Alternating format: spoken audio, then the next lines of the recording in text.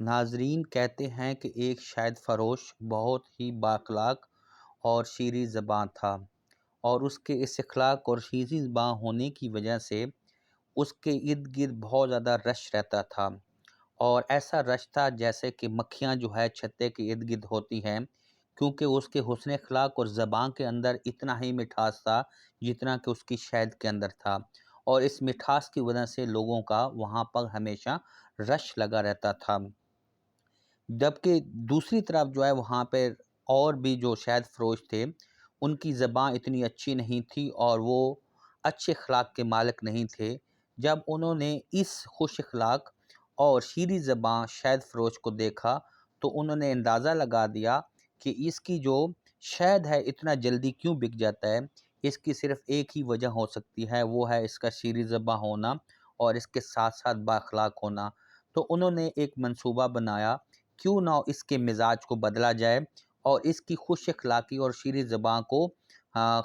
کسی اور طرف لگایا جائے۔ ایسا کرنے سے کیا ہے کہ ان کے بھی کاروبار چل پڑے گا۔ تو وہ اپنے ان ناکام جو عزائم تھے ان کے اندر وہ ایک دن کامیاب ہو گئے، اور اب وہیں جو شیریں مزاج شہد فروش تھا وہیں جو ہے اس کی مزاج میں جو ہے تلخی آنا شروع ہو گئی، اور اس نے جو ہے لوگوں کے ساتھ اچھا برتاؤ نہیں کرنا شروع کیا، اور آہستہ آہستہ ایسا ہوا کہ اس کا پورا کاروبار جو ہے وہ ختم ہوتا چلا گیا۔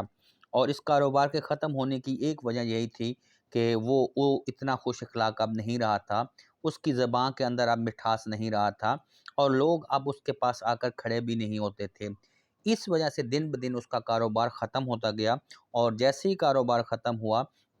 تو وہ بہت زیادہ پریشان گھر لوٹتا تھا۔ شام کو یہ سارا معاملہ جو ہے وہ اپنی شریک حیات کے ساتھ ڈسکس کیا اور بتایا، تو اس کی شریک حیات نے کہا کہ میں نے یہ آبزرو کیا ہے، یہ دیکھا ہے کہ آپ کا رویہ اب جو ہے وہ بدلنا شروع ہو گیا ہے، آپ کے زبان میں وہ مٹھاس نہیں رہی جو پہلے ہوا کرتی تھی۔ در حقیقت کسی بھی چیز کی کامیابی کا پہلا راز یہ ہے کہ آپ کی زبان اور اخلاق بہتر ہونا چاہیے، آپ کی زبان میں مٹھاس ہونا چاہیے۔ تو جب کہ مٹھاس ختم ہو گیا ہے تو اس لیے آپ کا کاروبار کے اندر بھی وہ جو برکت ہوتی ہے وہ ختم ہو گئی ہے، تو اس لیے اس کا کاروبار ختم ہو گیا۔ تو ناظرین آج کی اس ویڈیو کے اندر یہ پیغام ہے کہ ہمیں کوئی بھی جو کام کرنا ہے اس کے اندر شہد کی طرح مٹھاس رکھنا ہے۔ شہد کا مٹھاس اپنی جگہ، لیکن آپ کی زبان کا شیریں ہونا بھی لازمی ہے۔ جتنی زیادہ زبان آپ کی شیریں ہوں گی اور جتنے زیادہ آپ خوش اخلاق ہوں گے اتنا زیادہ آپ کا کاروبار اور کامیابی ملے گی، کیونکہ با اخلاق اور شیریں زبان لوگ ہی